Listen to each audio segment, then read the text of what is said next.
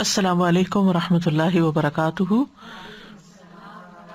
نحمده ونصلی علی رسولہ الکریم، اما بعد فاعوذ باللہ من الشیطان الرجیم، بسم اللہ الرحمن الرحیم، رب اشرح لی صدری ویسر لی امری واحلل عقدۃ من لسانی یفقہوا قولی۔ لو أنزلنا هذا القرآن على جبل لرأيته خاشعا متصدعا من خشية الله وتلك الأمثال نضربها للناس لعلهم يتفكرون۔ امثال القرآن پروگرام کے سلسلے میں آج ہم گمراہی میں پڑنے والوں کی مثالیں پڑھیں گے، جن کا ذکر سورۃ الانعام اور سورۃ الحج میں ہوا ہے۔ سورۃ الانعام کی آیت نمبر 71 میں اللہ سبحانہ وتعالیٰ فرماتے ہیں، قل أندعو من دون الله ما لا ينفعنا ولا يضرنا ونرد على أعقابنا بعد إذ هدانا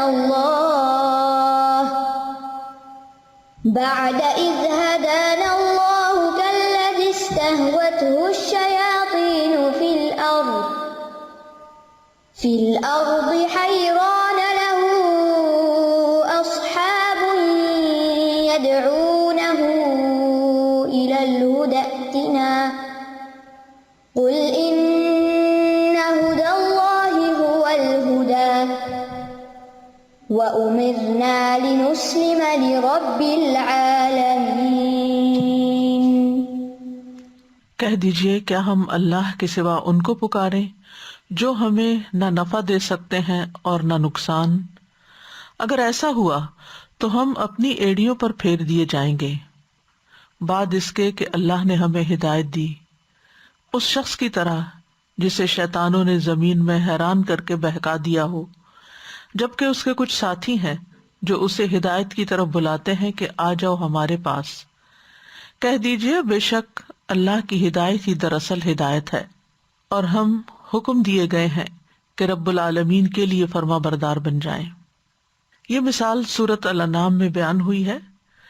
اس سے پہلے کی آیات میں اللہ سبحانہ وتعالیٰ نے اپنے نبی کو حکم دیا کہ وہ کفار سے کہہ دیں کہ مجھے اللہ کے سوا کسی اور کی عبادت سے منع کیا گیا ہے، اور اگر میں نے ان کی خواہشات کی پیروی کی جو مجھے غیر اللہ کی عبادت کے لیے بلاتے ہیں تو میں گمراہ ہو جاؤں گا۔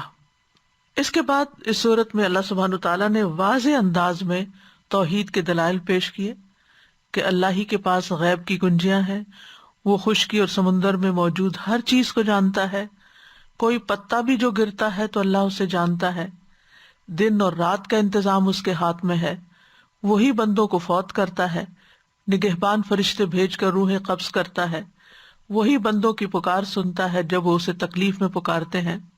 قل اللہ ینجیکم منہا ومن کل کرب ثم انتم تشرکون، کہہ دیجئے اللہ ہی تمہیں نجات دیتا ہے اس مشکل سے اور ہر مصیبت سے، پھر تم شریک ٹھہراتے ہو۔ اس کے بعد اللہ تعالیٰ نے اپنے نبی کو حکم دیا کہ ان لوگوں کو چھوڑ دیں جنہوں نے اپنے دین کو کھیل بنا رکھا ہے۔ ان سب باتوں کے بعد یہ مثال بیان کی گئی۔ مفسر سدی کہتے ہیں کہ مشرکین نے مسلمانوں سے کہا تھا کہ ہمارے راستے کی پیروی کریں اور محمد صلی اللہ علیہ وسلم کے دین کو چھوڑ دیں، یعنی انہوں نے لوگوں کو بہکانے کی کوشش کی، نبی صلی اللہ علیہ وسلم کے طریقے سے پھیرنے کی کوشش کی ان لوگوں کو جو ایمان لا چکے تھے۔ تو اللہ سبحانہ وتعالیٰ نے اس کے جواب میں یہ آیت کریمہ نازل فرمائی، قل اندعو من دون اللہ ما لا ينفعنا ولا يضرنا وَنُرَدُّ عَلَىٰ أَعْقَابِنَا بَعْدَ إِذْ هَدَانَا اللَّهُ۔ اس میں آپ دیکھیے کہ اللہ سبحانہ تعالیٰ نبی صلی اللہ علیہ وسلم کے ذریعے یہ بات کہلوا رہے ہیں، جو اس بات کی علامت ہے کہ اس بات میں ایک تاکیدی حکم پایا جاتا ہے، ایک تنبیہ پائی جاتی ہے۔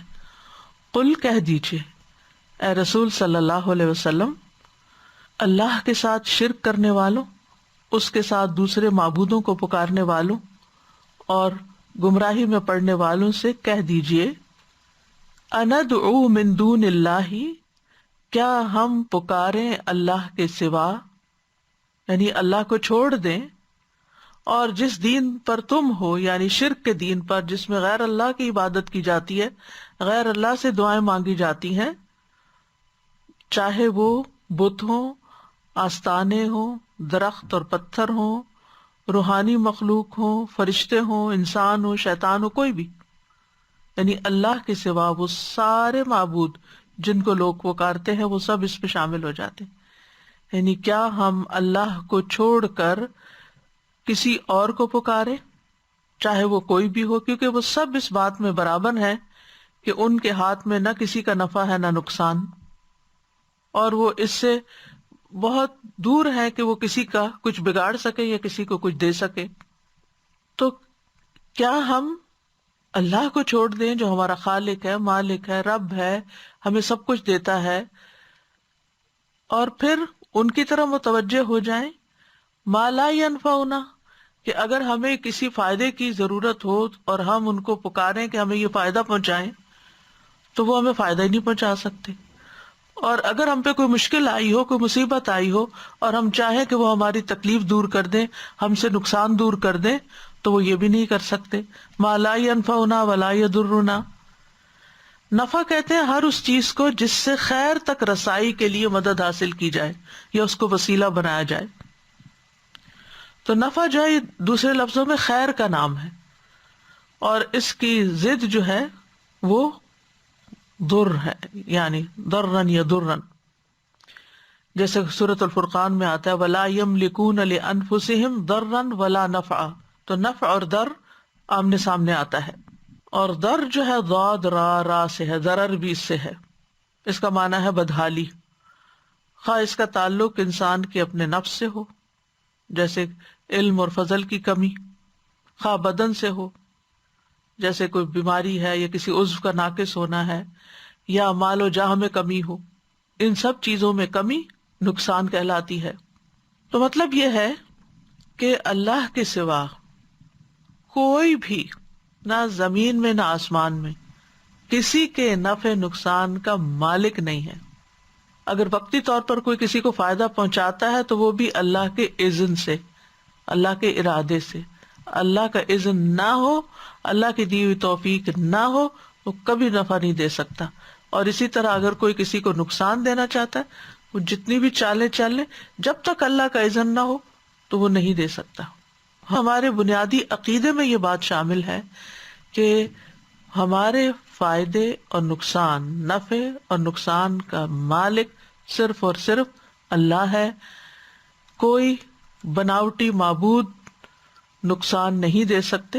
اگر وہ نقصان دے سکتے ہوتے تو پھر مسلمانوں کو نقصان پہنچاتے جو کہ مسلمان ہو چکے تھے، یعنی شرک چھوڑ کر اور کفر چھوڑ کر، اور جنہوں نے ان معبودوں کی عبادت کو چھوڑ دیا تھا اور ان کا انکار کیا تھا، لا الہ کہہ دیا تھا کہ ان میں سے کوئی بھی الہ ہے ہی نہیں الا اللہ، سوائے اللہ کے۔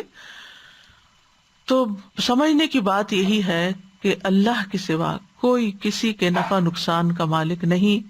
سورۃ الزمر میں بھی آتا ہے قل افرأیتم ما تدعون من دون اللہ ان ارادنی اللہ بضر هل ہن کاشفات ضرہ او ارادنی برحمت هل ہن ممسکات رحمتہ قل حسبی اللہ علیہ یتوکل المتوکلون۔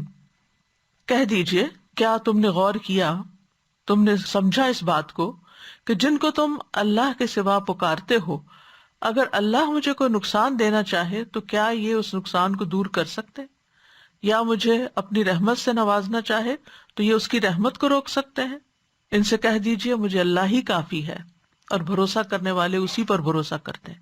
تو اس سے یہ پتہ چلتا ہے کہ ہمارا بھروسہ اس معاملے میں صرف اور صرف اللہ سبحانہ تعالیٰ پر ہی ہونا چاہیے، کیونکہ وَإِن يَمْسَسْكَ اللَّهُ بِضُرٍّ فَلَا كَاشِفَ لَهُ إِلَّا هُوَ وَإِن يُرِدْكَ بِخَيْرٍ فَلَا رَادَّ لِفَضْلِهِ۔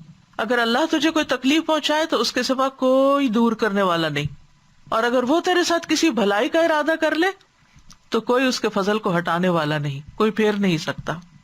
اسی طرح ہم ہر نماز کے بعد دعا پڑھتے ہیں، اللہم لا مانع لما اعطیت ولا معطی لما منعت ولا ينفع ذا الجد منک الجد.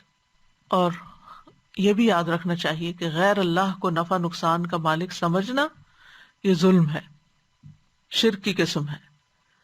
وَلَا تَدْعُ مِن دُونِ اللَّهِ مَا لَا يَنفَعُكَ وَلَا يَضُرُّكَ فَإِن فَعَلْتَ فَإِنَّكَ إِذًا مِّنَ الظَّالِمِينَ. کتنی واضح بات ہے. اور اللہ کے سوا کسی کو مت پکارو، نہ کسی قبر والے کو، نہ کسی بزرگ کو، نہ کسی ولی کو، نہ کسی جن کو، نہ کسی فرشتے کو، جو نہ تمہیں کوئی فائدہ پہنچا سکتا ہے نہ نقصان. ان کے ہاتھ میں کچھ بھی نہیں، وہ خالی ہاتھ ہیں. اگر تم ایسا کرو گے تو تب یقیناً ظالموں میں سے ہو جاؤ گے. اور جیسا کہ آپ جانتے ہیں کہ ظلم کا لفظ جو ہے یہ قرآن مجید میں شرک کے معنی میں بھی آتا ہے. ان الشرک لظلم عظیم، سب سے بڑا ظلم تو شرک ہی ہے. چونکہ دعا جو ہے وہ ایک عبادت بھی ہے، تو عبادت صرف معبود حقیقی کا حق ہے، کسی اور کا حق نہیں ہے. لہٰذا اگر ہم عبادت کی نوعیت کا کوئی بھی کام غیر اللہ کے لیے کرتے ہیں تو وہ شرک میں شامل ہو جاتا ہے. وَنُرَدُّ عَلَىٰ أَعْقَابِنَا بَعْدَ إِذْ هَدَانَا اللَّهُ وَنُرَدُّ، اور ہم پھیر دیے جائیں گے. رد یرد، عَلَىٰ أَعْقَابِنَا، اپنی ایڑیوں پر. عقب کہتے ہیں پاؤں کے پچھلے حصے کو، ایڑی کو، جس کی جمع عقاب ہے. حدیث میں بھی یہ لفظ آتا ہے. اور رجع علی عقبیہ کا مطلب ہوتا ہے الٹے پاؤں واپس لانا، اپنے ایڑیوں پہ پلٹ جانا. اور مراد ہے یہاں خالی ہاتھ واپس لوٹنا، یعنی جیسے آئے تھے ویسے ہی واپس گئے، کچھ لے کے نہیں گئے، کچھ ہاتھ نہیں آیا. عربی میں یہ محاورہ ہے کہ جس آدمی کی ضرورت پوری نہ کی جائے اس کو خالی موڑ دیا جائے اور وہ اپنی حاجت کے پورا ہونے میں کامیاب نہ ہو سکے تو اس کے لیے کہا جاتا ہے قد رد علی عقبیہ، کہ وہ اپنی ایڑیوں پر پھیر دیا گیا ہے. یعنی یہاں لٹرل معنوں میں نہیں ہے کہ کوئی شخص ایسے سیدھا چل کے آ رہا تھا پھر اس کو پیچھے ایڑیوں کے بل واپس لوٹایا گیا، مطلب یہ تو خیر سے خالی لوٹا. وَنُرَدُّ عَلَىٰ أَعْقَابِنَا، اور ہم تو خیر سے خالی ہو جائیں گے. مفہوم جو ہے بعد اذ ہدانا اللہ، اس کے بعد کہ اللہ نے ہمیں ہدایت دی. اللہ نے ہمیں ہدایت دی، اور ہدایت آپ جانتے ہیں لطف و کرم کے ساتھ کسی کی رہنمائی کرنا. اور دو بڑی قسمیں ہوتی ہیں، ہدایت ارشاد اور توفیق.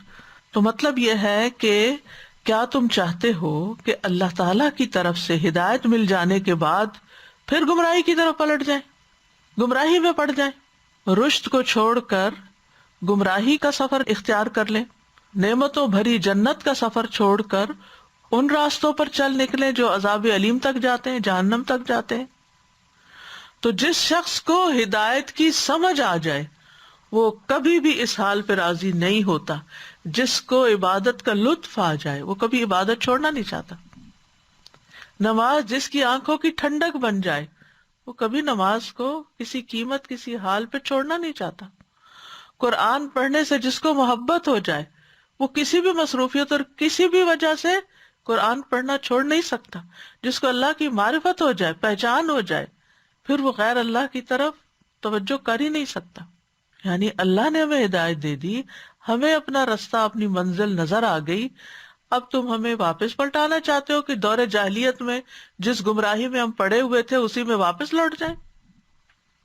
تو حقیقت یہ ہے کہ اہل ایمان کے لیے کفر کی طرف پلٹنا، شرک کی طرف پلٹنا، گناہوں کی طرف پلٹنا، ظلم اور زیادتی کی طرف پلٹنا، اس کے بعد کہ اللہ نے ان کو صحیح راستہ دکھا دیا، یہ بہت ہی ناگوار ہوتا ہے.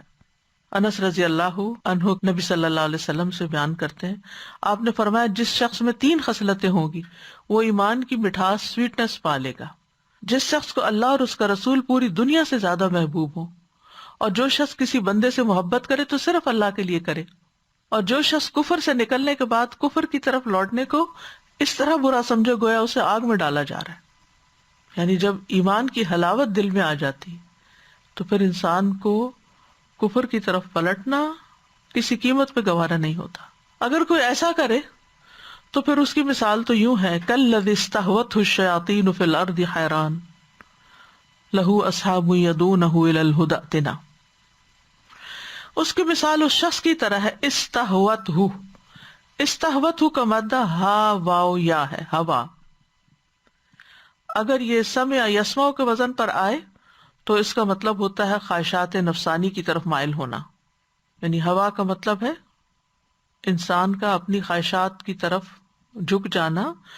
اور جو شخص اپنی خواہشات کی تکمیل کے لیے دوڑ پڑتا ہے پھر وہ اپنے مقام سے گر کے مصیبتوں میں جا پڑتا ہے، آخر کار ہاویہ میں جا گرتا ہے.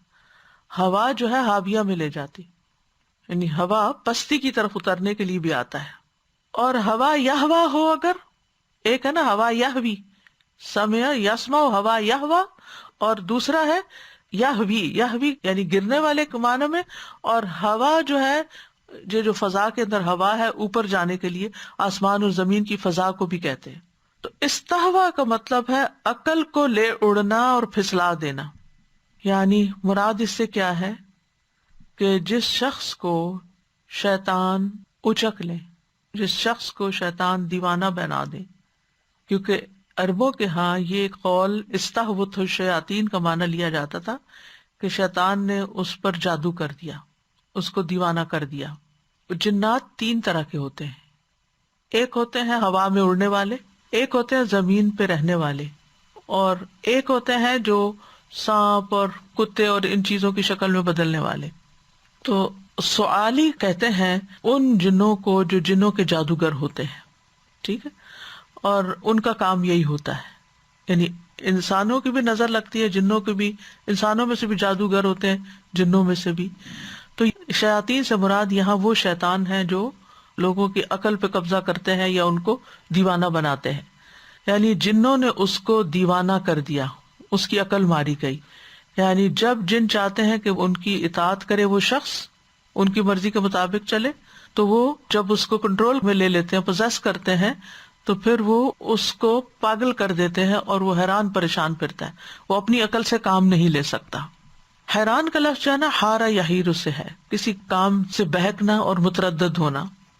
تو ابن عباس کہتے ہیں کہ اس سے مراد وہ شیاطین ہیں کہ جو اس طرح پوزیس کرتے ہیں کہ انسان کی عقل ماری جاتی ہے اور پھر اس کو سمجھ نہیں آتا، وہ دیوانہ ہو جاتا ہے کہ مجھے کدھر جانا ہے، ادھر جانا ہے، ادھر جانا ہے، کیا کرنا ہے. وہ ڈیسیژن پاور اس کی چلی جاتی ہے، فیصلہ نہیں کر پاتا، عقل ماری جاتی ہے. مطلب کیا ہے، آپ ان سے کہہ دیجئے کہ اگر ہم توحید کا راستہ، ایمان کا راستہ چھوڑ کر پھر شرک میں مبتلا ہو جائیں تو ہماری مثال اس شخص کی طرح ہوگی جو اپنے کچھ ساتھیوں کے ساتھ صحرا میں سے گزر رہا تھا اور شیطانوں کے نرغے میں آ گیا. جیسے بیابانوں، ویرانوں میں، جنگلوں میں، دور پار درختوں، جھاڑیوں میں عموماً شیاطین بسیرا کیے ہوئے ہوتے ہیں. تو شیطانوں نے اس ایک پہ حملہ کر دیا اور اس کو پاگل کر دیا. اب وہ کیا چاہتے ہیں کہ وہ اس کو اپنے قافلے سے الگ کر کے، جدا کر کے بھٹکا کے لے جائیں.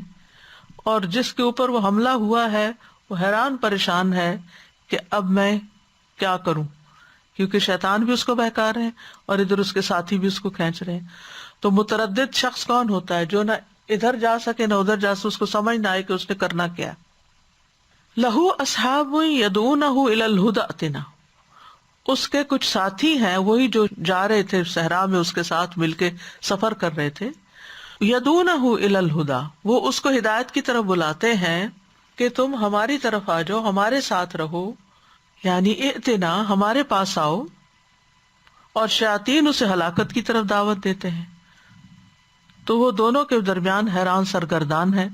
تو مطلب یہ ہے اللہ سبحانہ تعالیٰ اس مثال سے کیا سمجھانا چاہتے ہیں کہ اگر تم نے ایمان لانے کے بعد کفر کا رستہ اختیار کیا، ہدایت کے بعد تم گمراہی میں پڑے، تو تمہاری مثال اس شخص کی مثال کی طرح ہوگی جو کچھ لوگوں کے ساتھ مل کر نکلا سفر پہ، اور پھر بیچ میں اس پر شیطانوں نے حملہ کر دیا اور وہ اپنا اصل مقصد سفر کا بھول گیا اور شیطانوں نے اس کو بہکا دیا. وہ حیران سرگرداں ہے، جبکہ اس کے دوسرے ساتھی جو اس کے ساتھ ہی مسلمان ہوئے تھے، جو اپنی منزل کی طرف جا رہے ہیں، وہ بدستور اپنے رستے پہ چلتے رہے. اور جب انہوں نے دیکھا کہ ان کا ایک ساتھی بھٹک کے کہیں اور جا رہا ہے ان کا ساتھ چھوڑ رہا ہے، تو بھٹکتے دیکھ کر انہوں نے اس کو بھی بلانا شروع کر دیا کہ ہمارے پاس آ جاؤ، ہم سیدھے رستے پہ چل رہے ہیں، لیکن اس نے ان کے ساتھ جانے سے انکار کر دیا۔ تو یہ مثال ہے اس شخص کی جو محمد صلی اللہ علیہ وسلم کو نبی کے طور پہ پہچاننے کے بعد پھر مشرک شیطان جو لیڈرز ہیں ان کے یا جو بہکانے والے لوگ ہیں ان کے بہکاوے میں آ کر اپنی منزل کھو دے اور سیدھا رستہ کھو دے۔ ایک اور معنی یہ بھی لیا جا سکتا ہے کہ جو شخص ایمان میں آنے کے بعد پھر مرتد ہو جائے۔ آج اگر آپ دیکھیں ہماری کچھ یوتھ کا حال یہی ہے، مسلمان گھرانوں میں پیدا ہوئے، بچپن سے نماز روزہ ہر چیز سیکھی، جب بڑے ہوئے اسکول کالج یونیورسٹی گئے، کچھ اور ساتھی مل گئے، کچھ شیطان مل گئے، انہوں نے ان کے خیالات پر حملہ کیا، ان کی سوچ پہ حملہ کیا اور ان کو اصل دین سے بہکا دیا۔ اب جو پچھلے ساتھی ہیں ہدایت والے، مسلمان گھرانہ ہے، خود ماں باپ ہیں، رشتہ دار ہیں، پرانے دوست ہیں، وہ اپنے اس ساتھی کو واپس لانے کی کوشش میں ہے کہ تم یہ رستہ نہیں چھوڑو، ہمارے ہی رستے پہ آؤ، لیکن کچھ شیطان اس کو اس طرح بہکائے ہوئے ہیں کہ اب وہ ان دونوں کے بیچ میں ایک طرف ماں باپ بلاتے ہیں دین کی طرف، اور دوسری طرف وہ دوست بلاتے ہیں شیطان جو دین سے دور بہکاتے ہیں۔ اب اس کا حال بیچ میں کیا ہے؟ جو بھٹک گیا، گمراہی میں پڑ گیا، اس کا حال کیا ہے کہ حیران، کنفیوزڈ، پریشان، چین میں نہیں۔ یہ نہیں کہ اگر اس نے ایمان کو چھوڑ دیا ہے یا ایمان چھوڑ کر کفر اختیار کر لیا ہے تو اس کو سیٹسفیکشن ہو گئی ہے، یہ اطمینان قلب نصیب ہو گیا ہے جو پہلے نہیں تھا، یا وہ سمجھتا ہے کہ اب وہ بہت اچھا ہے۔ نہیں، اس کی کنڈیشن حیران کی کنڈیشن ہے، اس کو اپنی منزل نظر نہیں آ رہی، اس کو اپنا فیوچر سمجھ نہیں آ رہا کہ اب اس کو کدھر جانا ہے۔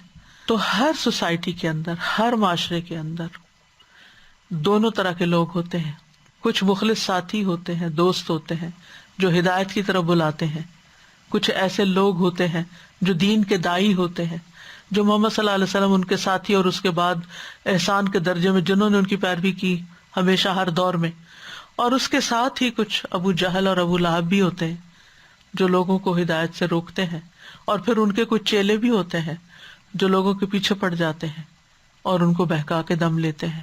تو جو ہدایت کے بعد گمراہی میں پڑ جائے پھر اس کی مثال یہی ہے جس کو یہاں واضح کیا گیا ہے، کیونکہ عربوں کے ہاں یہ چیزیں بہت عام تھی، یعنی جنات کے ساتھ انٹریکشن اور جنات کی وجہ سے ان کی زندگیوں پہ جو اثرات ہوتے تھے، جیسے وہ سود کی مثال میں آتا ہے نا کہ شیطان نے اسے مس کر کے دیوانہ کر دیا ہو، تو یہ مس سے شیطان جو ہے، شیطان کا مس کرنا یا پوزیس کرنا، یہ کانسیپٹ دور جاہلیت میں بھی تھا اور وہ عربوں کے ہاں خوب تھا، بہت اچھی طرح سمجھتے تھے، اور ان کے سامنے ایسے لوگ ہوتے تھے جن کو ایسی کوئی بیماری لاحق ہو جاتی تھی۔ تو مطلب یہ ہے کہ جو لوگ بھی آپ کو، آپ کے عزیزوں پیاروں کو اس بات کی دعوت دے کہ دین کا راستہ چھوڑ دو، اللہ کا راستہ چھوڑ دو، اسلام کا راستہ چھوڑ دو، وہ پھر ایسے ہی شیطان ہیں اور وہ ایسے ہی بہکانے والے ہیں، اور وہ کسی منزل تک نہیں پہنچانے والے، اور لا کے بیچ ایسے صحرا کے چھوڑیں گے کہ حیران، کہ وہ حیران پریشان ہوں گے کہ اب جائیں کہاں۔ تو ایمان لانے کے بعد مرتد ہو جانے کو اللہ تعالیٰ مجنون کے عقل کے چلے جانے کے ساتھ تشبیہ دے رہے ہیں۔ اور بیابان راستے میں بھٹکنے سے مراد کیا ہے؟ یعنی کفر اختیار کرنے کی وجہ سے جو حیرانی پریشانی ہے، کیونکہ اس کی کوئی گراؤنڈنگ نہیں ہے نا، اس کے لیے کوئی دلیل، شرک کے لیے اللہ نے کوئی دلیل اتاری نہیں، گمراہی کے کوئی سالڈ گراؤنڈ نہیں ہے، اس لیے یہاں پر وہ جو حیرانی پریشانی کی کیفیت ہے وہ موجود ہے۔ نبی صلی اللہ علیہ وسلم نے اپنے لوگوں کو اسلام کی طرف دعوت دی، کچھ لوگ ایمان لے آئے، کچھ نے انکار کر دیا۔ جب یہ انکار کرنے والوں نے دیکھا کہ دن بدن آپ کے ماننے والوں کی تعداد بڑھتی جا رہی ہے، تو انہوں نے ہر وہ راستہ اختیار کیا جو لوگوں کو دین کے رستے سے روکے، یصدون عن سبیل اللہ۔ اور یہ اس دور میں نہیں، اسلام کی طاقت کے بڑھنے سے ہر دور میں لوگ خائف رہے ہیں، تو جو شخص بھی کوئی مسلمان ہو جاتا اس کے پیچھے لگ جاتے، انڈیویجولز کے پیچھے بھی، اس کو بہکاتے، کسی کو مال و دولت کی لالچ دیتے، کسی کو شادی کی دیتے، کسی کے اوپر کوئی گانے والی مسلط کر دیتے، وہ اس کو بہکاتی اس وقت کہ تم نبی صلی اللہ علیہ وسلم کی مجلس میں نہ جاؤ، آؤ یہ گانا سنو. اور نظر بن حارث نے وہ قصے کہانیاں پھیلا دیے تھے. یعنی ہر طرح کے طریقے اختیار کیے انہوں نے کہ لوگ اسلام کی طرف نہ جائیں. یریدون لیطفئوا نور اللہ بافواہہم. یعنی شیطان کا کام کیا ہے؟ لوگوں کو ہدایت سے پھیرنا، اور اس کے لیے وہ ٹولز استعمال کرتا ہے، انسانوں میں سے بھی جنوں میں سے بھی. تو ان ٹولز کا جو شکار ہو جاتے ہیں اور ہدایت سے پھر جاتے ہیں، پھر وہ اسی طرح کے کنفیوز لوگ ہوتے ہیں.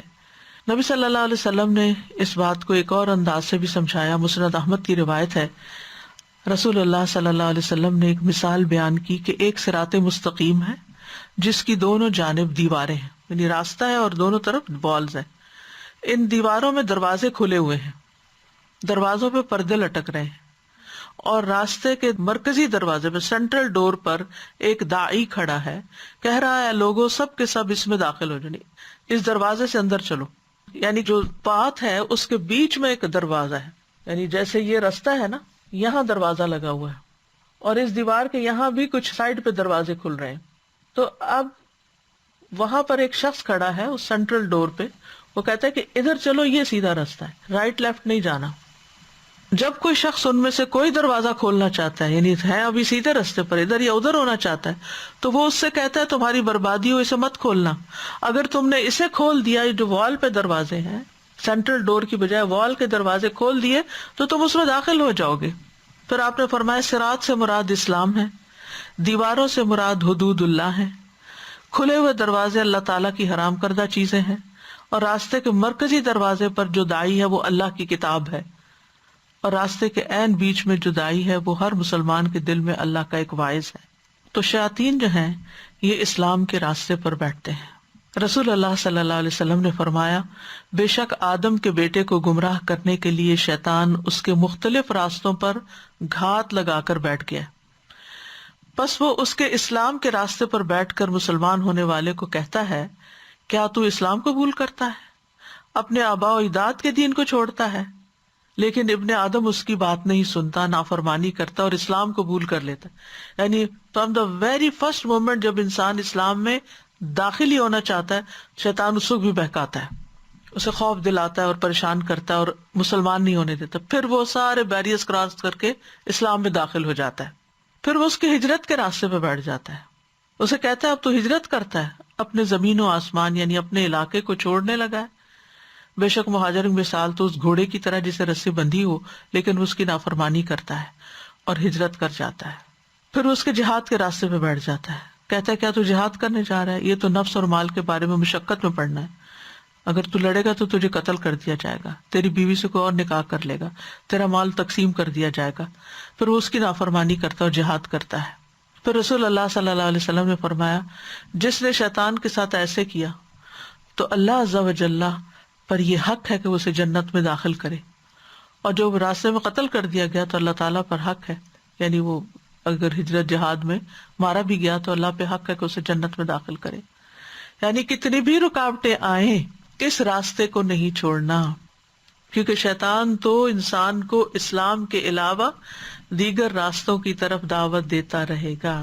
نبی صلی اللہ علیہ وسلم نے ایک موقع پر صحابہ کے سامنے ایک لکیر کھینچی، فرمایا یہ ایک راستہ ہے. پھر اس کے دائیں بائیں کچھ لکیریں کھینچی، پھر فرمایا یہ مختلف راستے ہیں جن میں سے ہر راستے پہ شیطان بیٹھا ہے کہ ان راستوں پہ چلنے کی دعوت دے رہا ہے.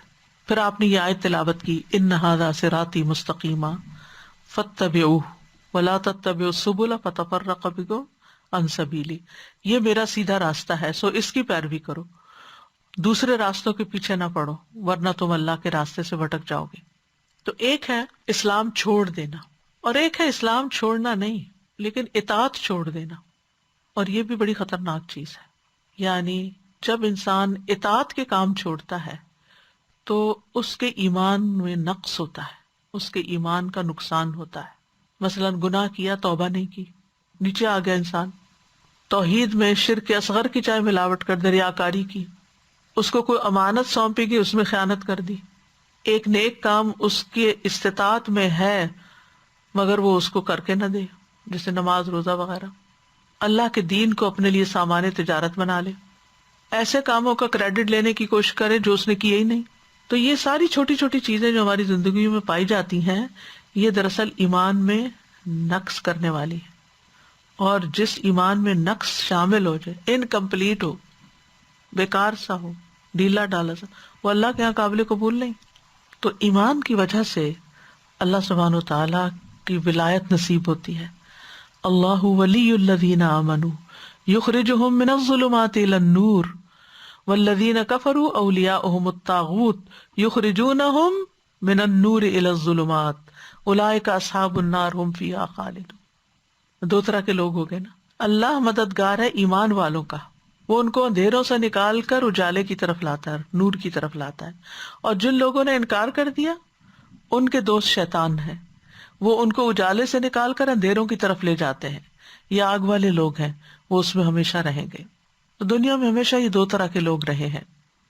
کچھ لوگ اللہ کو اپنا ولی اور مددگار سمجھتے ہیں، ہر معاملے میں وہ اللہ کی طرف رجوع کرتے ہیں، ہر چیز میں وہ دیکھتے ہیں کہ ہمارے رب کا حکم کیا ہے، اسی پر توکل کرتے ہیں، اسی پہ بھروسہ کرتے ہیں.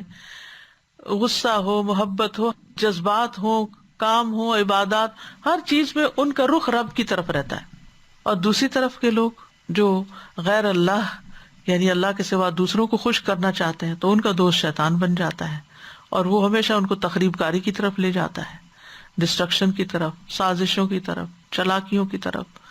جب کوئی معاملہ پیش آتا ہے کسی بھی انسان کے ساتھ تو فوراً وہ منفی باتیں سوچنے لگتے ہیں کہ کس طرح اس کو ہم چیٹ کریں، کس طرح اس کو بھٹکائیں، کس طرح اس کو یوز کریں. تو ایسے میں انسان کے پاس ایک واضح کرائیٹیریا ہونا چاہیے کہ اس نے کرنا کیا ہے.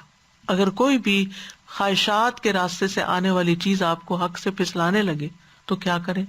قل ان ھدی اللہ ھو الھدی، کہ بے شک اللہ کی ہدایت دراصل ہدایت ہے، یعنی اس کے سوا کوئی ہدایت کا راستہ نہیں جو اللہ نے اپنے حبیب محمد صلی اللہ علیہ وسلم کے ذریعے مکمل کر دیا.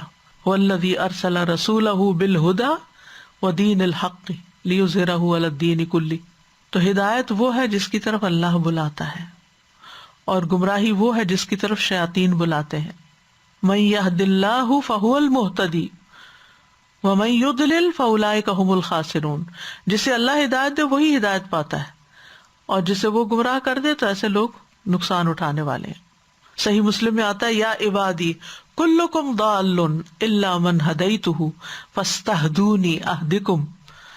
حدیث قدسی ہے، اے میرے بندو تم سب گمراہ ہو سوائے اس کے جسے میں ہدایت دوں، پس تم مجھ سے ہدایت مانگو میں تمہیں ہدایت دوں گا. ورنہ اگر اللہ ہدایت نہ دے تو پھر انسان ہدایت پا نہیں سکتا. وَأُمِرْنَا لِنُسْلِمَ لِرَبِّ الْعَالَمِينَ.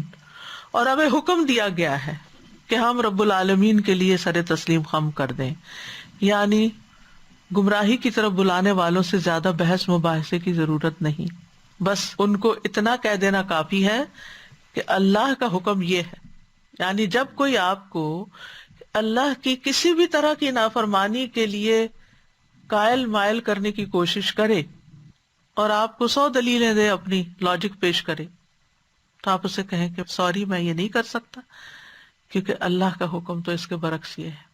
دیکھیں ہم سوسائٹی سے کتنے مروب ہو جاتے ہیں، کتنے متاثر ہو جاتے ہیں، لوگوں کے دباؤ میں آ کے، پیئر پریشر میں آ کے ہم اپنے اصول، ضابطے، قاعدے، اللہ تعالیٰ کی تعلیمات کو بھول جاتے، جبکہ ضرورت اس بات کی ہے کہ ہم ہر موقع پر یہی اصول یاد رکھیں کہ اس معاملے میں میرے رب کا حکم کیا ہے اور اس کے بھیجے ہوئے رسول ہادی صلی اللہ علیہ وسلم نے کیا طریقہ اختیار کیا ہے، مجھے وہ اختیار کرنا ہے اور رب العالمین کے سامنے ہی سر تسلیم خم کرنا ہے، تبھی گمراہی سے بچا جا سکتا ہے.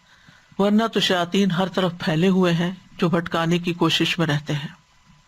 تو یہ مثال دراصل ان لوگوں کی ہے جو ایمان لانے کے بعد، توحید پہ آنے کے بعد پھر کفر یا شرک کی طرف لوٹیں، یا اطاعت کے رستے پر آنے کے بعد، ہدایت پا جانے کے بعد پھر گمراہی کی طرف لوٹیں، اور پھر وہ ایسے دوستوں ساتھیوں کے نرغے میں آ جائیں جو اس کو ایسے جکڑیں کہ ہدایت کا راستہ اس کے لیے گم ہو جائے.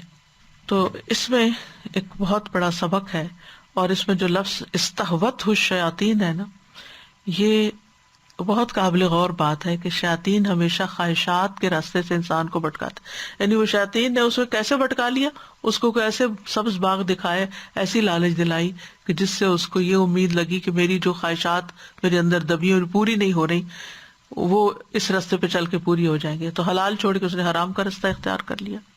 اور پھر یہ ہے کہ فی الارض استحوت الشیاطین فی الارض، یعنی پوری زمین پر شیطان پھیلے ہوئے ہیں اور یہ کام کر رہے ہیں، انسانی اور جنی دونوں طرح کے، جو انسانوں کو بھٹکانے میں دن رات لگے ہوئے ہیں۔ اور پھر انسان جب حیران ہوتا ہے، گمراہی میں ہوتا ہے، تو قلق کا شکار ہوتا ہے، نفسیاتی طور پر ڈسٹرب ہوتا ہے، کیونکہ کفر کے اندر، شرک کے اندر، گمراہی کے اندر، گناہوں کے اندر کوئی سکون نہیں، وہ ضمیر پہ بوجھ ہوتے ہیں، وہ انسان کو بے چین رکھتے ہیں۔ ہدایت کی طرف آنے کے بعد جو انسان کو اطمینان قلب نصیب ہوتا ہے، اگر اس پر انسان قائم رہے تو موت کے وقت بھی یا ایتھا النفس المطمئنہ ہوتا ہے، لیکن اگر انسان اس راستے کو چھوڑتا ہے تو پھر اس سے بچ نہیں سکتا۔ دوسری مثال، حنفاء للہ غیر مشرکین بہ ومن یشرک باللہ فكأنما خر من السماء فتخطفه الطير أو تهوي به الريح في مكان سحيق۔ اللہ کے لیے یکسو ہو کر اس کے ساتھ کسی کو شریک نہ کرنے والے، اور جو کوئی اللہ کے ساتھ کسی کو شریک کرے گا تو گویا وہ آسمان سے گر پڑا، پھر پرندے اسے اچک لیں گے یا ہوا اسے کسی دور دراز کی جگہ میں گرا دے گی۔ یہ مثال اللہ سبحانہ وتعالیٰ کے اس فرمان کے بعد بیان کی گئی ہے جس میں آتا ہے کہ جو کوئی اللہ کی حرمتوں کی تعظیم کرے تو اس کے لیے وہ اس کے رب کے ہاں بہتر ہے، اور تمہارے لیے مویشی جانور حلال کر دیے گئے سوائے اس کے جو تمہیں پڑھ کے سنائے جاتے ہیں، بس بتوں کی گندگی سے بچو اور جھوٹی بات سے بچو، اس حال میں کہ اللہ کی طرف یکسو ہونے والے ہو۔ یعنی یہ آیت جو حنفاء پیچھے سے کنیکٹڈ ہے، فاجتنبوا الرجس من الاوثان واجتنبوا قول الزور حنفاء، یعنی یہ حالت ہونی چاہیے کہ تم یکسو ہو، للہ اللہ کی خاطر، ایک طرف ہونے والے، کسی کو اس کے ساتھ غیر مشرکین بھی شریک نہ ٹھہرانے والے۔ یعنی اللہ تعالیٰ نے شرک سے دور ہو جانے کے بعد حکم دیا کہ وہ اللہ کی عبادت کرے۔ شرک کیا ہے؟ گندگی، فاجتنبوا الرجس من الاوثان، اور نجاست سے مانوی نجاست مراد ہے جو کہ شرک ہے۔ اس کے بعد اللہ تعالیٰ نے ان کو اپنی توحید کا حکم دیا، یعنی شرک چھوڑ دو اور توحید کی طرف آؤ، عبادت میں اخلاص اختیار کرو۔ اور اس طرح کی مثال کیوں دی گئی؟ تاکہ شرک کی گندگی سے نفرت دلائی جائے اور اس عمل سے ڈرایا جائے اور خالص توحید کو اپنایا جائے۔ تو یہاں پر جو الفاظ استعمال ہوئے ہیں ان میں حنفاء، حنفاء حنیف کی جمع ہے۔ حنفاء کہتے ہیں گمراہی سے استقامت کی طرف مائل ہونا، یعنی پہلے وہ ہدایت پر نہیں تھا، پھر ہدایت پر آ گئے اور استقامت آ گئی اس میں۔ اور اس کا اپوزٹ ہے جنفا، وہ ہے استقامت چھوڑ کے گمراہی کی طرف مائل ہونا۔ تو جو شخص باطل کو چھوڑ کر استقامت پر آ جائے تو وہ حنیفن کہلاتا ہے۔ تو حنیف وہ ہوتا ہے جو عبادت میں اخلاص اختیار کرے، شرک سے پرہیز ہو، یعنی ہر ایک سے منہ موڑ کر صرف اللہ کی طرف اپنا رخ کر لے، جو کہ ابراہیم علیہ السلام کا طریقہ بھی تھا۔ یعنی حنفاء کہہ کر دراصل دعوت دی جا رہی ہے کہ تم حقیقی طور پر ابراہیم علیہ السلام کی ملت پر قائم ہو جاؤ اور شرک سے پرہیز کرو، کیونکہ ان کے بارے میں آتا سورۃ النحل میں ان ابراہیم کان امۃ قانتا للہ حنیفا ولم یک من المشرکین، بالکل یہی انداز ہے کہ حنیف تھے، مشرکین میں سے نہ تھے۔ تو مشرکین جو تھے وہ اصل میں خود کو حنیف سمجھتے تھے، اور وہ شرک کی حالت میں حج کرتے، یعنی شرک بھی کرتے تھے لیکن حج بھی کرتے تھے، بیٹی بہن ماں کی حرمت کے قائل بھی تھے، اور ان کا نام حنفاء رکھا جاتا تھا۔ لیکن پھر یہ آیت نازل ہو گئی حنفاء للہ ہی تو ٹھیک ہے، لیکن غیر مشرکین بھی ہے، یعنی اللہ کے لیے حج کر کے، اللہ کے فرما بردار بن کر، موحد بن کر، شرک کی نفی کر کے تم حنیف بنو۔ وَمَن یشرک باللہ، فَكَأَنَّمَا خَرَّ مِنَ السَّمَاءِ، تو جس نے اللہ کے ساتھ کسی کو شریک ٹھہرایا اس کا حال تو یہ گویا وہ آسمان سے گر پڑا، بلند مقام سے نیچے آ گیا. کیونکہ آپ دیکھیے اللہ نے یہ ساری چیزیں جو ہے نا انسان کی مدد اور خدمت کے لیے پیدا کی ہیں، چاہے پتھر ہو، لکڑی ہو، درخت ہو، پانی ہو، آگ ہو، یہ کس کے لیے؟ خلق لکم ما فی الارض جميعا. اب جب انسان جو افضل المخلوقات ہے، وَلَقَدْ كَرَّمْنَا بَنِي آدم، جس کو اللہ نے فضیلت دی ہے، وہ ان کے آگے سر جھکا رہا ہے، ان سے مدد مانگ رہا ہے، تو اس نے کیا کیا؟ اپنے افضل مقام سے نیچے گر گیا. آدم علیہ السلام کو تو اللہ تعالیٰ نے فرشتوں سے بھی سجدہ کروا دیا تھا، جو کہ باقی ساری مخلوق کے مقابلے میں افضل ہے. تو اگر فرشتے آدم کے آگے جھک جائیں تو اس کا کیا مطلب ہے کہ آدم کو اللہ کے سوا کسی کے آگے نہیں جھکنا، اور اولاد آدم کو بھی صرف اللہ کے سامنے جھکنا ہے. اور اگر اولاد آدم اللہ کے علاوہ کسی اور کے سامنے جھکتی ہے تو گویا کہ وہ آسمان سے گر پڑی، بلند مقام سے نیچے آ گری. اور شرک جیسا کہ آپ جانتے ہیں کہ دو طرح کا ہوتا ہے، شرک اکبر اور شرک اصغر. شرک اکبر کے بارے میں آتا ہے کہ اللہ تعالیٰ اس کو نہیں بخشے گا، اور شرک اصغر جو ہے یہ ریا اور نفاق کا نام ہے. جعل لہ شرکاء فیما آتاہما فتعالی اللہ عما یشرکون. تو اس بچے میں جو وہ ان کو دیتا ہے اس کا شریک مقرر کر دیتے ہیں. تو ایسے شخص کا حال کہ خرہ خریر کہتے ہیں کسی چیز کا آواز کے ساتھ نیچے گرنا. جیسے ہوتا ہے نا جب سلیمان علیہ السلام کی لاٹھی گری تھی تو اس وقت جنوں کو پتا چلا، تو وہ جو ہی یعنی عصا گرا تو جنوں کو معلوم ہوا گویا ایسے ہی ہے جیسے وہ آسمان سے گر پڑے ہو. خریر پانی وغیرہ کی آواز کو بھی کہتے ہیں جو اوپر سے گر رہا ہو، جیسے فالز گرتی ہے نا وہ آواز بھی خریر ہوتی ہے. خرو سجدہ کا لفظ بھی آتا ہے، سجدے میں گر پڑے. تو وَمَن یشرک باللہ، تو جو اللہ کے ساتھ شرک کرتا ہے، کسی کو شریک ٹھہراتا ہے، اس کی مثال ایسے ہے جیسے وہ آسمان سے گر پڑا ہو. یعنی اتنا بڑا جرم ہے، اتنی بڑی مصیبت آ گئی اس پر. اب ایسے ہی جیسے کوئی پلین کریش ہو جائے اور لوگ اس میں سے نیچے گر پڑے تو پھر کیا ہوگا؟ اچھا، فَتَخْطَفُهُ الطَّيْرُ، پرندے اس کو تیزی سے اچک لیں، گرتی چیز کو پرندے درمیان سے اچک لیں. او تہوی بہ الریح، یا ہوا کسی دور جگہ ان کو اڑا کے پھینک دے، جیسے منافقین کے قصے میں آتا ہے یکاد البرق یخطف ابصارہم. اور طیر پرندے کے لیے آتا ہے، طائر ہر پر والا جانور جو فضا میں حرکت کرتا ہے، اور یہ طائر کی جمع ہے طیر. ولا طائر یطیر بجناحیہ او تہوی بہ الریح فی مکان سحیق، یا ہوا اس کو دور کی جگہ پہ کہیں پھینک کے آ جائے، اڑا کے کہیں اور گرا دے. اور تہوی یہاں بھی وہی آیا جو پچھلی آیت میں استہوت سے آیا تھا. اور سحیق کا لفظ جو ہے یعنی یہ دو طریقے سے آتا ہے، ضرب یضرب، سحق یسحق، اور کرم یکرم، کرم سحق یسحق بھی آتا ہے. تو اس کا اصل معنی ہوتا ہے کسی چیز کو ریزہ ریزہ کرنا، زیادہ تر دوا پیسنے پر اس کا استعمال ہوتا ہے. اسحق اللہ کا معنی ہوتا ہے اللہ تعالیٰ فلاں کو تباہ کر دے. فسحقا لاصحاب السعیر بھی آتا ہے قرآن میں، دوری ہے دوزخیوں کے لیے. اور یہاں پر کیا فرمایا؟ او تہوی بہ الریح فی مکان سحیق، کہ ہوا اس کو کسی دور کی جگہ پہ جا کے ڈال دے. تو یہاں بنیادی طور پر شرک کی گمراہی میں پڑنے والوں کی مثال ہے، یعنی جو شخص اللہ کی عبادت میں کسی اور کو شریک ٹھہرائے اور اسی حال پہ مر جائے، گویا وہ تو آسمان سے زمین پہ آ گرا، اس کو شکاری پرندوں نے تیزی سے اچک لیا، اس کے اعضاء کے ٹکڑے ٹکڑے کر دیے، یا پھر ہوا نے اس کو اڑایا اور دور دراز جا کے پھینک دیا کہ جہاں اس کا کوئی نام و نشان بھی نہیں. مراد کیا ہے کہ شرک کا انجام تباہی، ہدایت سے نکل کر گمراہی میں پڑنے کا انجام تباہی ہے. اور پھر یہ دونوں جگہ پر آپ دیکھیں ایسی تباہی کہ جس کے بعد کوئی نجات نہیں. ہوا نے کہیں اور دور دراز جا کے گرا دیا، کسی کو ملتا ہی نہیں، ختم، قصہ ہی ختم.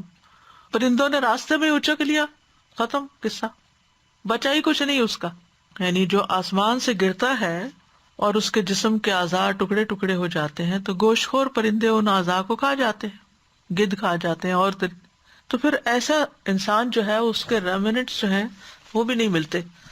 تو بلندی سے مراد ایمان کی بلندی بھی ہے، انسانیت کی بلندی بھی ہے جس کو آسمان سے تشبیہ دی گئی. اور گرنے سے مراد گمراہی کے کھڈے میں گرنا، شرک میں گرنا. پرندوں کا اچکنا کیا ہے؟ یہ بھی کہا گیا ہے وہ خواہشات جو اس کی سوچوں کو بکھیر دیتی ہیں، اور کوئی خواہش ادھر لے جاتی ہے، کوئی ادھر کوئی ادھر، تو وہ خواہشات کا بندہ گم ہو جاتا ہے، ختم ہی ہو جاتا ہے خواہشات کے پیچھے دوڑتے دوڑتے۔ اور آندھی سے مراد کیا ہے؟ یعنی وہ شیطان جو اس کو گمراہی کی وادی میں لے جاتا ہے۔ تو ایمان اور توحید پہ قائم رہنے والا بلند جگہ پہ ہوتا ہے، بلند مقام پر ہوتا ہے، اور شرک میں پڑنے والا اس مقام سے گر جاتا ہے۔ اور جب کوئی گرتا ہے تو پھر اس کا تو کچھ بچتا ہی نہیں نا۔ آپ اس کو پلین کے کریش ہونے سے سمجھنے کی کوشش کریں، عموماً تو لوگ اسی پہ سے گرتے ہیں، یعنی وہ گرتے بھی ہیں، جس باڈیز بھی جل جاتی ہیں، بچتا کچھ نہیں پھر۔ تو جو جتنی بلندی سے گرتا ہے اتنی ہی بڑی چوٹ اس کو لگتی ہے، اور اتنے ہی اس کے ٹکڑے ہوتے ہیں، اور اس کا دین دنیا تباہ ہو کے رہ جاتا ہے۔ یعنی جو شخص اللہ کے ساتھ شریک ٹھہراتا ہے، اس آیت میں اس کی تصویر کشی ایسے شخص کے ساتھ کی گئی ہے جو آسمان سے گر رہا ہو، اور اس کا گرنا خاص طرح کا گرنا ہے۔ اچھا، گرنے والے کو یہ نہیں پتا چلتا، کلا بازیاں کھاتے ہوئے آ رہا ہوتا ہے نا کہ سر میرا نیچے لگے گا یا پاؤں لگیں گے، جو بھی لگے وہ ختم ہو جاتا ہے، اور پھر یہ ہے کہ لڑکتے پڑکتے وہ نیچے آ پڑتا ہے، اور کھڑاک کی آواز دھماکے کے ساتھ آ گرتا ہے۔ تو اس لیے خرہ کا لفظ استعمال ہوا، سقطہ نہیں ہوا، نزلہ نہیں ہوا۔ اور پھر یہ کہ یہ اس کی حالت جو ہے وہ دیکھنے کے لائق ہے، جو انتہائی قبیح ہو جاتی ہے، انتہائی عبرتناک ہو جاتی ہے۔ تو جو شخص ایمان کا کڑا مضبوطی سے تھام لے وہ کڑا کبھی نہیں ٹوٹتا، اور جو ڈاواں ڈول ہو اور لوگ اس کو بھٹکا کے لے جائیں، شرک کی طرف بلا لیں، تو پھر ایسے شخص کی نجات کا کوئی سامان نہیں۔ فَمَن يَكْفُرْ بِالطَّاغُوتِ وَيُؤْمِن بِاللَّهِ فَقَدِ اسْتَمْسَكَ بِالْعُرْوَةِ الْوُثْقَىٰ لَا انفصام لَهَا جو آتا ہے۔ اور دوسری طرف شرک کرنے والوں کی مثال کیا ہے؟ مَثَلُ الَّذِينَ اتَّخَذُوا مِن دُونِ اللَّهِ أَوْلِيَاءَ كَمَثَلِ الْعَنكَبُوتِ اتَّخَذَتْ بَيْتًا وَإِنَّ أَوْهَنَ الْبُيُوتِ لَبَيْتُ الْعَنكَبُوتِ لَوْ كَانُوا يَعْلَمُونَ۔ پھر مکھی سے جو تشبیہ دی گئی، تو اس مثال میں کفر کی دو اقسام کا ذکر ہے بیسیکلی۔ ایک ایسے کافر کی طرف اشارہ ہے جسے پرندے اچک لیں، یعنی جب پرندے کسی کو نوچتے ہیں، اگر آپ نے نوچنے کو کوئی منظر دیکھا ہو، یعنی یہ وہ ہیں جن کے اندر تذبذب ہے، حیران ہے، اور دوسرے جنہیں ہوائیں دور دراز پھینک دیتی ہیں وہ ہیں جو اپنے کفر پر ارادے اور خوب مضبوطی سے جمے ہوئے ہیں، پکے ارادے سے جمے ہوئے ہیں۔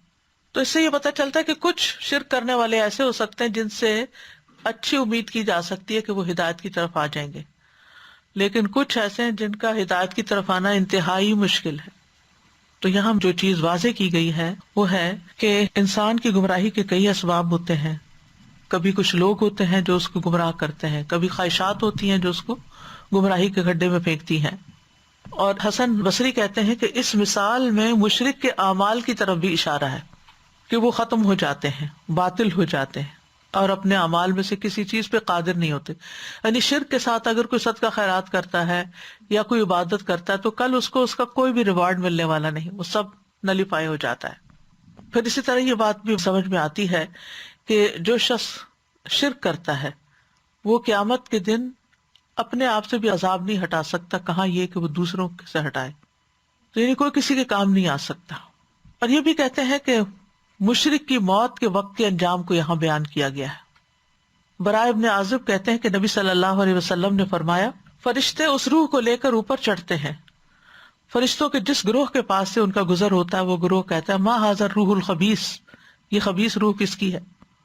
وہ کہتے ہیں فلاں بن فلاں کی، اور وہ دنیا میں اس کا لیا جانے والا بدترین نام بتاتے ہیں، یہاں تک کہ اسے لے کر آسمان دنیا میں پہنچ جاتے ہیں، دروازہ کھلواتے ہیں لیکن نہیں کھولا جاتا۔ پھر آپ نے یہ آیت تلاوت فرمائی، لا تفتح لهم ابواب السماء ولا يدخلون الجنہ حتی یلج الجمل فی سم الخیاط، ان کے لیے نہ آسمان کے دروازے کھولے جائیں گے، نہ ہی وہ جنت میں داخل ہوں گے حتیٰ کہ اونٹ سوئی کے ناکے میں داخل ہو جائے۔ تو اللہ تعالیٰ فرماتے ہیں کہ ان کا نامہ اعمال سجین میں لکھ دو، جو سب سے نچلی زمین ہے، چنانچہ ان کی روح کو بری طرح پھینکا جاتا ہے، یعنی آسمان کے دروازے جو نہیں کھلتے تو وہاں سے وہ روح پھینکی جاتی ہے۔ اور پھر آپ صلی اللہ علیہ وسلم نے یہی آیت تلاوت کی، اور پھر آپ نے فرمایا کہ اس کی روح اس کے جسم میں لوٹا دی جاتی ہے، پھر اس کا حساب کتاب ہوتا ہے، اور مومن کے لیے سب دروازے کھلتے چلے جاتے ہیں۔ تو ان مثالوں سے ایک طرف ہمیں گمراہی میں پڑنے کی بات سمجھ میں آتی ہے کہ گمراہ شخص کا انجام کیا ہے، اور دوسرا یہ ہے کہ شرک کی خطرناکی کیا ہے۔ شرک جو ہے یہ انسان کے لیے سب سے بڑی ذلت ہے، دنیاوی اعتبار سے بھی اور آخرت کے اعتبار سے بھی، کیونکہ شرک کا گناہ معاف نہیں ہوگا. مشرک پہ جنت حرام ہے، مشرک کے سارے اعمال ضائع ہیں. شرک کو اللہ تعالیٰ نے نجاست کہا ہے، انما المشرکون نجس. شرک انسان کے امن کو ختم کر دیتا ہے. دیگر ان دونوں مثالوں سے جو بات پتہ چلتی ہے وہ یہ کہ ایک ہدایت کا راستہ ہے اور ایک گمراہی کا راستہ ہے. ہدایت دینا اللہ کا کام ہے، اپنے بندوں میں سے جس کو چاہتا ہے ہدایت دیتا ہے. اللہ تعالیٰ کس کو ہدایت دیتا ہے؟ ایمان والوں کو. ان اللہ لہادی الذین آمنوا الی صراط مستقیم. جو ایمان لاتا ہے اسے ہدایت میں اور زیادہ اضافہ کر دیتا ہے، زیادہ دے دیتا ہے.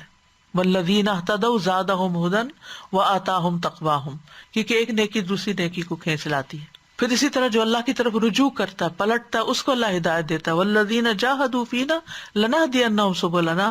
جو اس راستے میں اسٹرگل کرتے ہیں کہ ہمیں ہدایت ملے، اللہ تعالیٰ ان کے لیے ہدایت کا راستہ کھول دیتا ہے.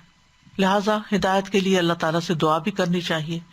قرآن اور سنت کو مضبوط پکڑ لینا چاہیے کیونکہ وہ ہدایت کے منبع اور سورس ہے. آپ نے فرمایا بے شک یہ قرآن ایک رسی ہے، اس کا ایک کنارہ اللہ کے ہاتھ میں ہے اور دوسرا تمہارے ہاتھ میں، بس تم اسے مضبوطی سے پکڑے رکھو کیونکہ اس کے بعد تم کبھی بھی گمراہ نہیں ہو سکتے اور ہلاک نہیں ہو سکتے. پھر اسی طرح نبی صلی اللہ علیہ وسلم کی اطاعت وہ ہدایت کا ذریعہ ہے. ان تطیعوہ تہتدوا. پھر یہ ہے کہ انسان کو علم حاصل کرتے رہنا چاہیے کیونکہ اس سے انسان گمراہی کے رستوں کو چھوڑ دیتا ہے. پھر کہ جو سیکھا ہے اس پر عمل کرنا چاہیے، اچھی صحبت اختیار کرنی چاہیے. اس کے برعکس گمراہی میں پڑنے کے اسباب کیا ہیں؟ اللہ کے ساتھ کفر، اور خاص طور پر ایمان لانے کے بعد کفر، جس کا ذکر سورۃ آل عمران میں آتا ہے. کیف یہدی اللہ قوما کفروا بعد ایمانہم وشہدوا ان الرسول حق وجاءہم البینات واللہ لا یہدی القوم الظالمین. ظالموں کو اللہ ہدایت نہیں دیتا. پھر اسی طرح جو آیات کا انکار کرتے ہوں، آیات سے منہ موڑ جائیں، نصیحت سے منہ موڑ جائیں، علم سے ان کا کوئی تعلق واسطہ نہ ہو، رسول اللہ صلی اللہ علیہ وسلم کی نافرمانی کریں اور دیگر نافرمانی کے کام کریں، گناہ کے کام کریں، خواہشات کی پیروی کریں، کج روی اختیار کریں، حد سے بڑھیں، گمراہی کی پیروی کریں، شیطان کی پیروی کریں، اکثریت کی پیروی کریں، حسد اور کبر، جھوٹ بولنا، آخرت کے مقابلے میں دنیا کی زندگی کو ترجیح دینا، دین کے نام پہ جھگڑے کرنا، بحثیں کرنا، بری دوستیاں اور ماحول، یہ تمام اسباب ہیں جو انسان کو گمراہی کی طرف لے جاتے ہیں. لہٰذا انسان کو سوچ سمجھ کے زندگی بسر کرنی چاہیے کیونکہ اللہ تعالیٰ نے قرآن مجید میں ہر بات سمجھا دی ہے. تو ہمارے کرنے کا کام کیا ہے کہ اس بات کو سمجھیں کہ ہدایت سب سے قیمتی نعمت ہے، لہٰذا اللہ تعالیٰ سے ہدایت مانگتے رہیں. پھر ہدایت کی طرف جانے کے اسباب بھی اختیار کریں، ہدایت پانے کے لیے محنت کریں، گمراہی کی طرف لے جانے والے کاموں سے بچیں، خالص توحید اپنائیں، شرک سے اپنے آپ کو بچائیں، اور اس کے ساتھ ساتھ دعائیں بھی مانگیں. ربنا لا تزغ قلوبنا بعد اذ ہدیتنا وہب لنا من لدنک رحمہ انک انت الوہاب. اللہم توفنا مسلمین واحینا مسلمین والحقنا بالصالحین غیر خزایا ولا مفتونین. یا مقلب القلوب ثبت قلبی علی دینک.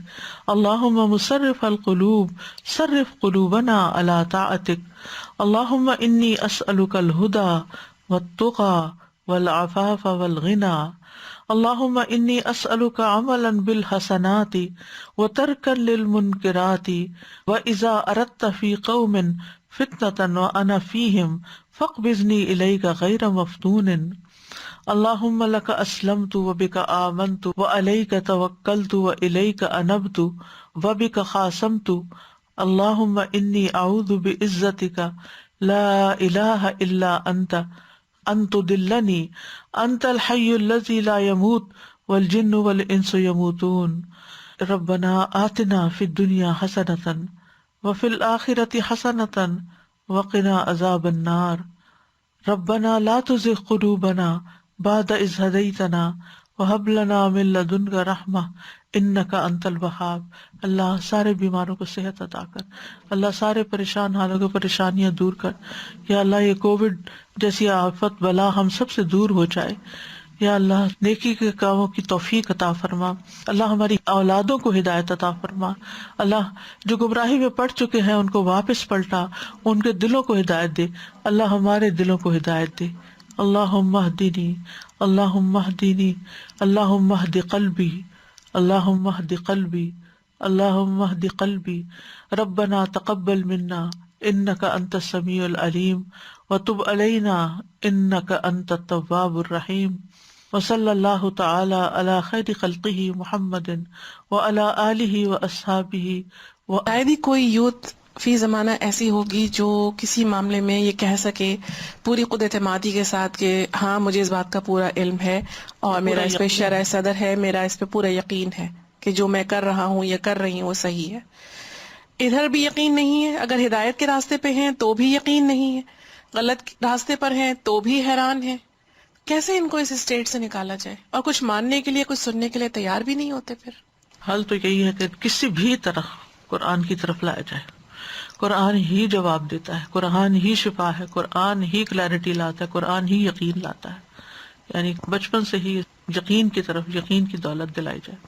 مجھے آئی تھنک آپ اتنے عرصے سے ہمیں سمجھا رہے ہیں، لیکن مجھے آئی تھنک اس رمضان میں الحمدللہ سمجھ آئی کہ سورہ قاف کی بھی جو آخری آیت ہے کہ جو ڈرتا جس سے نصیحت لینی ہے نا اس کو ضرور قرآن نصیحت انشاءاللہ اس میں ملے من گا. یخشیٰ. تو ہم سب کو بس واقعی وداؤٹ نتیجے کو ذہن سے ہٹاتے کام کرنے کی ضرورت ہے کہ قرآن کی طرف. اور آپ یقین کریں، میرا یہ پرسنل ایکسپیرینس ہے کہ بعض دفعہ مجھے پڑھاتے ہوئے یہ محسوس ہوتا تھا جیسے میں دیوار سے بات کر رہی ہوں، لیکن کچھ عرصے کے بعد الحمدللہ اتنی اکنالج کر لیا. یعنی وقت لگتا ہے، مایوس نہیں ہونا چاہیے، لگے رہے. ہم پتہ کیا فوراً نتیجہ چاہتے ہیں. عالم زمین ہموار کرے. ایک وقت آتا ہے جو ہم بچوں کی صرف ذہن سازی کرتے ہیں، زمین ہموار. پھر ایک وقت آتا ہے بیج ڈلتا ہے، پھر پانی ڈلتا ہے، پھر وہ چھوٹا سا پودا ہوتا ہے اس کی حفاظت کرتے ہیں، پھر اس کو دیکھتے دیکھتے اسے وہ گرو ہوتا ہے. کسی وقت غافل نہیں ان سے ہونا چاہیے. بس یہ گارڈنر کا کام کیا ہے کہ وہ اپنے پودوں سے غافل نہ ہو، چھوڑے نہ کسی حال میں جو مرضی کرے. جیسے کڑوی دوا بچوں کو پکڑ کے ناک بند کر کے منہ میں ٹھونستے تھے نا بچپن میں، ایسے ہی ٹھونسنا ہی پڑتا ہے. لو أنزلنا هذا القرآن على جبل لرأيته خاشعا متصدعا من خشية الله وتلك الأمثال نضربها للناس لعلهم يتفكرون. وآخر دعوانا ان الحمد للہ رب العالمین. سبحانک اللہم وبحمدک اشہد ان لا الہ الا انت استغفرک واتوب الیک. السلام علیکم ورحمۃ اللہ وبرکاتہ.